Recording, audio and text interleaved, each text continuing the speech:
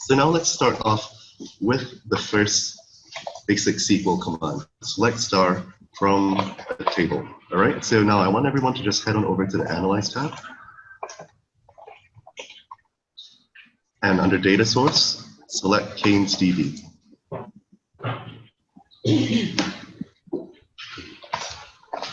All right, so once you're there, so the basic command is select star from a table. So what you can see over here is that there are these different tables in the database.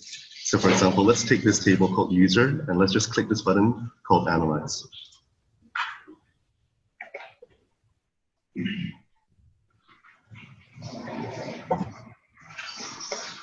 And right away, we have this situation where you can actually see what is the data inside that table, and you pull it up and you can start building visualizations, or you could go further from there.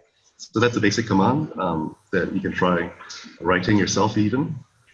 So just to give a bit of explanations, okay, maybe we'll leave that for later. But all right, so I think that step should be quite straightforward. And many of you, if you've got your Keynes Holistics platform in front of you, should have been able to do that. So if you forget how to type select star from table, you can always just click analyze to pull it up. But that's the basic command that's going to be informing most of your queries. So think of it that way. So if you break down that statement, it says select star means all, select all of the available columns from this table called public.user. So public is the folder, or what you call schema, and user is the name of the table. So this is how we managed to pull out this data here. So let's say if I wanted to analyze this instead, I click that and say select star from public.usage, and we'll just load that data instead. So that's the basic command that you can use. All right, and so the next one here. All right, so similarly to what we just did before, so now let's have a look over here. So select two columns from a table. So go back to select this. So now let's say we have a table with so many columns, but let's say we only want a few of these columns. How would we do that? All right, let's just let it run.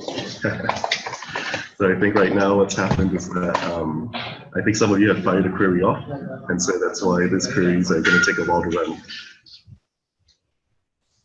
So if you think about it as in the room, what each of you were doing to hit a select star query, that query is being sent to this database somewhere in Ireland, which is actually going to tell them, okay, I want you to withdraw this data for us to display. And so with 30 of us firing queries at the same time, it was going to slow down the performance. And that's actually something that will be a lot more of an issue at scale, but just something interesting to think about. Okay, so let's say I want to just look at customer ID and customer name. So all we have to do here, so you have to be precise about how it's spelled here. So you might notice that these are all in lowercase. And that's actually a specific thing for databases. Most databases can only accept lowercase and underscores, no spaces. And so for example, let's say if that's not the case, and it was something like, customer ID, then technically if you type this, the database would not recognize that. But if you put it between quotation marks as a string, then the database can process that. So this is just one of those finer points when it comes to speaking to a database in a way they'll understand. But because this is fine, maybe it's best practice. It's good to just do that. So let's go customer ID, and you have to put a comma there, and you put, so it's suggesting what it is, but I'm just going to do this, customer underscore name. And so a good practice here, just to make sense of a statement, is to select all that you've typed and hit format selected, just so you have a sense of how things are breaking down. So once I run this, what we're going to see is the columns customer ID and customer name appearing, just the two. So, okay, so for easy reference, you can just look at the left here. Instead of going back to the old select star query, we could always add one more in. And so now I'm going to show you without quotation marks, but just remember that having quotation marks is actually best practice in these sense. So let's say I want role, I want status. Let's hit that. Okay, and so now I'm going to explain a very common mistake that a lot of people make. do not put a comma at the end of the final column. If I did that, it will not work. So the issue here is just sometimes, and that's the funny thing, so some of you might not even be familiar with coding, but a lot of times it just takes a single wrong space, a single wrong punctuation mark, and things break. So do keep that in mind. All right, so now I'm going to give you guys the next level down. So SQL is a very logical, construct. So what I've shown you before, where it's about selecting columns from a table, all right, that seemed quite straightforward. So how about this situation now, where we have a condition that we want to say, for example, where a date where it's a specific date, or maybe where a value equals to something in particular. So let's go back here. So let's go back to the main select star, just to bring us back to the basic understanding there. So now let's say we have a situation here with all this data. Let's say I want to pick out all the values or rows where the role is only admin, not analysts and not users. So all we have to do there is what is called a where statement. So if you look at this, where the condition is such, so I could say where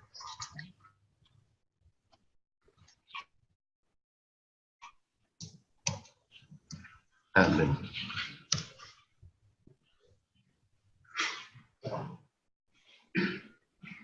And now you see straight away that role that has been selected is only admin roles. So let's format that so it's easier for people to read. All right. So of course, as you saw before, there were other roles that we could actually select as well, like analyst and user. So all you have to do is just keep building a list. And again, it's important to use quotation marks because that tells you that this data is a string type. Because if you don't put the quotation marks there, so for example, if I click this out, database would not be able to recognize that. Because it'll think it's a column rather than actual values. So let's click that.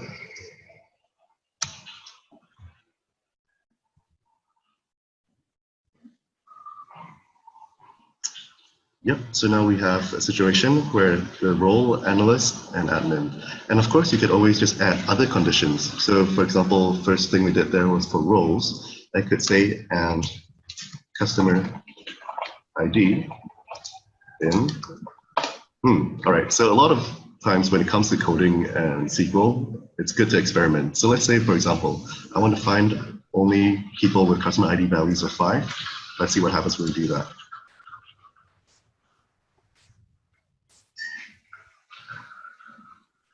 Yep, so it doesn't work there.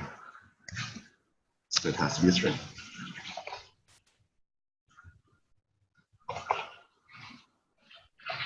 And see now we have a situation where you pulled out all the records who have an admin role, an analyst role, and the customer ID values are 5. So you can see it's a very logical language, like I said. So it's something that you'll be able to just keep adding on additional conditions to build and pull out the data that you need and create reports that you need for your business users, for your company, for yourself. All right, so now let's go to the, what I'll say, the final level. All right, so this is where we build a condition where some of you might be asking, everything we've been doing has been only on a single table. What happens when we have 2 tables? All right, so don't get confused by what's over here first, but let me show you how we build it from scratch. All right, so let's go back to analyze.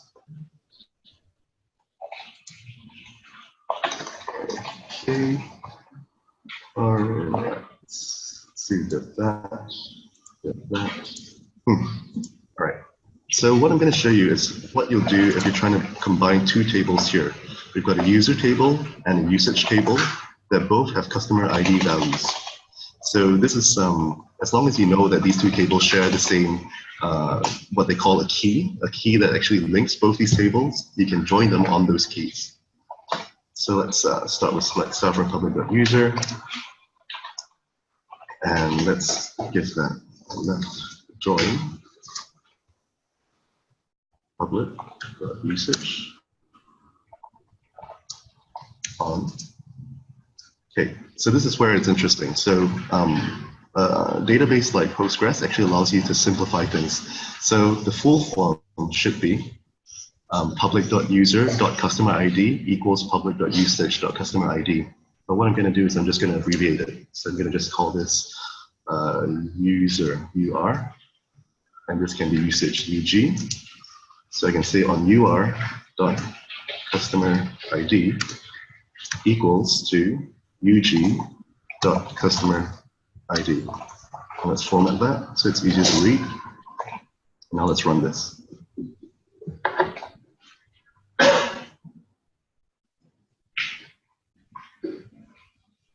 So now we'll see that it's taken values from the user table, all of that, created that, and it's actually added all the values from the second table as well, called usage, customer name, widget, drill downs. So this is what happens when, two questions that will come up here usually. So an important one, this concept of joining different tables is the bulk of a lot of, how would you put it, grief for a lot of people. So imagine when you're trying to do joins over multiple tables across a large database for a company, that's when a query can take ages to run. So it could be something like, in some of the customers, running a single query can take 3 hours. So these are things that you have to consider when it comes to performance issues with the database.